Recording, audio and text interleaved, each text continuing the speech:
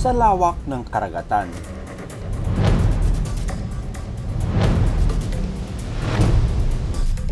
Hindi lang isda ang maaaring hulihin sa dagat. Ang ilang mangingisda, mas piniling gawing kabuhayan ang malalaki at madudulas na malabanos at dalupapa. Kapain natin itong butas. Tignan natin kung masikip pa. Maputik dito. Sisisiring ko itong butas na ito. Oh my God! Oh! Oh!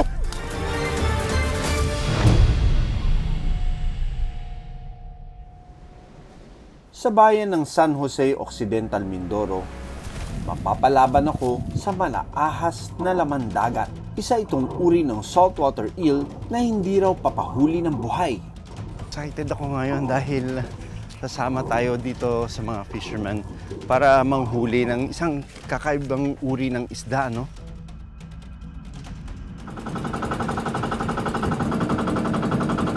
Una, talagang takot sila sa ganito. Ngayon, yung iba natututo na dahil sa kahirapan. Kahit na mahirap, talagang kapilit na rin manghuli para lang sa pangailangan sa pamilya. Sa Bakawan madalas nakikita ang malabanos. Narito kasi ang pagkain nito gaya ng isda at sea urchin. Okay, so hanggang dibdib niya. So kakapain muna natin, ha? Opo. Ito daw ko yung kamay niya daw ko. Yung isang ang kamay niya. Sukatin din. Holding hands kami. Hawakan ko si Dok, baka hilahin sa ilalim. 1, 2, 3. Ito, Dok. Ito.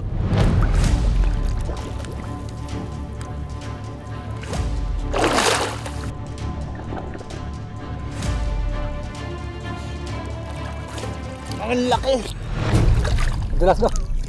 Kasyang-kasya tong kamay ko sa loob. Sinubukan namin maglagay ng pain sa isda. Pagpasok mo ng ganyan, kunyari hanggang dito lang pumasok.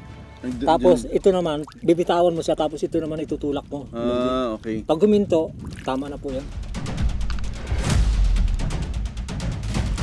Zero visibility. And kakapit lang ako dito sa kahoy nito para lumubog ako, no?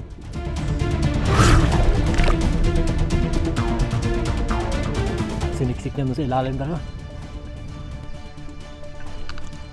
Maya-maya pa. Dulo. Ang swerte natin! Yung pababalikin. Umatak. Yun. Basta bumibigay siya, hatak lang ako ng hatak. Oops, hinihila niya. Uy! Uy! Ay! Oh my God! Oh! Oh!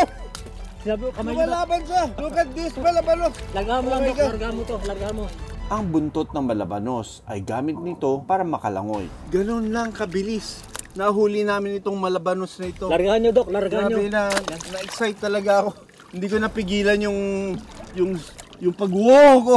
Parang hito yung texture ng kanyang wala siyang kaliskis, yo. At tingnan yung ngipin niya, oh. Very powerful itong malabanos na ito. Ang liit ng mata niya, ibig sabihin mas ginagamit nila yung other senses nila sa pag-hunt ng pagkain. Sa panguhuli nito, hindi dapat makampante dahil ang matutulis nitong ngipin ang nagsisilbing sandata sa kanilang mga kalaban. Ang nahuli naming malabanos may habang 6 na talampakan. Mukhang ahas siya pero hindi siya ahas. Uri siya ng isda and meron silang gills pag huminga sila. May bibenta raw ito ni Joker sa halagang 300 piso. Kailangan po wag tayong humuli ng maliliit.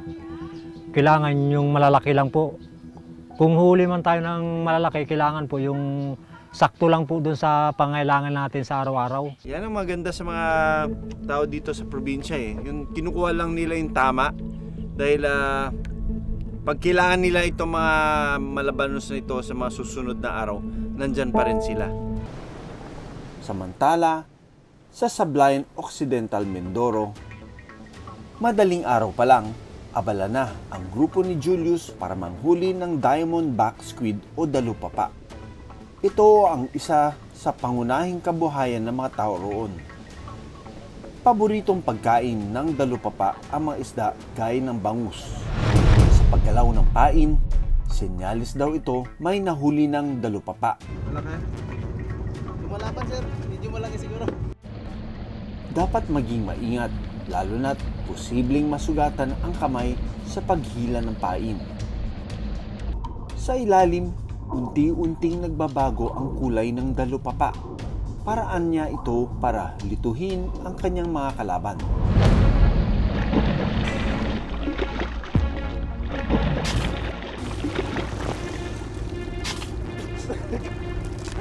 Pala niya sa ilalim. Diamond squid, dalupapa kung tawagin sa amin. Bihira ka lang makahuli ng malaki dahil din siguro mamaubos na yung malalaki. Tapos maliliit na lang natitira. Sa tala ng Bureau of Fisheries and Aquatic Resources o BFAR, nakapag-export ang bansa ng nasa 240 metric tons na dalupapa noong nakaraang taon.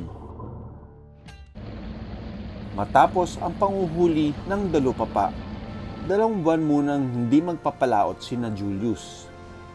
Paraan daw nila ito para makapagpahinga ang dagat sa panguhuli nila ng dalupapa at makapagparaming muli ang lahi nila.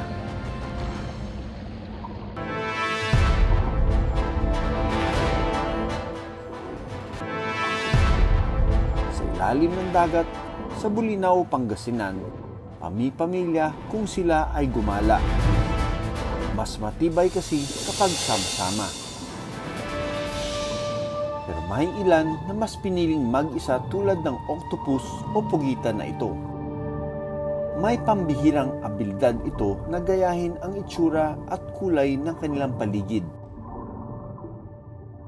At mayroon din itong ibinubuga na maitim na tinta.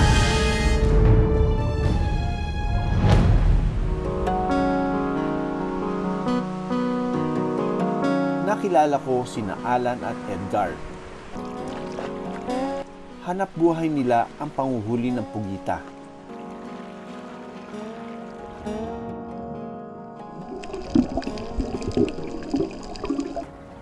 So nandito tayo sa laot sa may Pangasinan. Sinamahan namin yung mga mangingisda na mamugita dahil meron daw silang nararamdaman na pagbaba ng populasyon ng mga pugita. Ito pa naman yung kanilang pangunahing hanap buhay. So nandito tayo sa laot sa may Pangasinan. Sinamahan namin yung mga mangingisda na mamugita.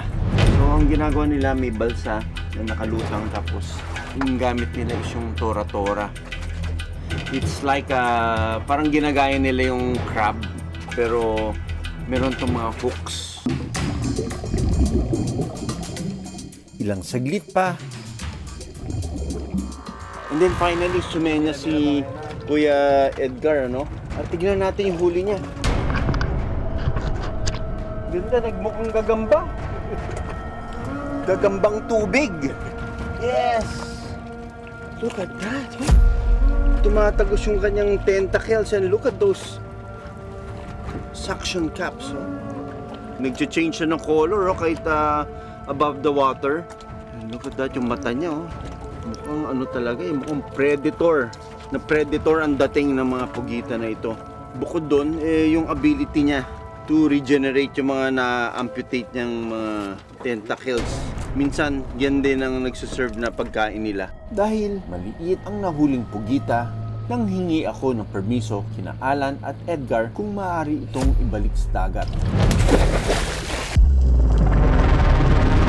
Pero laking gulat ko na makita na namumuti na ang malaking bahagi ng bahura.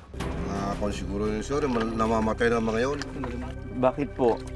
Ayun po sir, kung yung mga yun nagsusudyo mo, ano yan?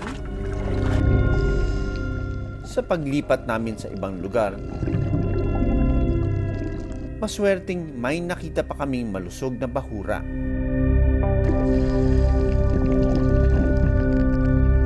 Ang batang octopus mabilis na kumuwala pabalik sa mga bahura.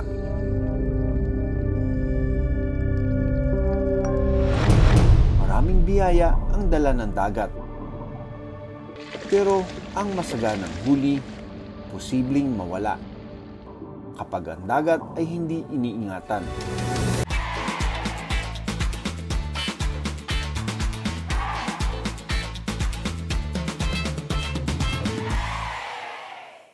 Maraming salamat sa panonood ng Born to be Wild. Para sa iba pang kwento tungkol sa ating kalikasan, mag-subscribe na sa GMA Public Affairs YouTube channel.